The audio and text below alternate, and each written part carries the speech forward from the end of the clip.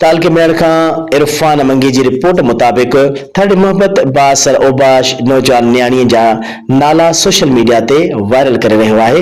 Police जवाबदार खिलाफ कार्रवाई करण लाइ तैयार न आहे। मुतासिरा दुकानदार अली शेर खोखर इंसाफ लाइ पुलिस बासर यासिर के खिलाफ केतरनि शहरनि सां गॾिजी अली शेर खोखर ऐं अली गौर साहड़ गुलाम अब्बास नारे जो अली मरदा अली मुराद लाशारी ऐं ॿिनि मुख्य चौक ते एहतजाजी कैंप लगाए 2 कलाकनि ताईं अलामती बुख हड़ताल कई। संदसि चवण हो त यासिर पुट मजीद बिरोही बिना जवाज़ मुंहिंजी नाला सोशल मीडिया ते वायरल करे रहियो आहे, जंहिं सबब स्कूल वेंदड़ ॿार हिरासां थियल आहिनि।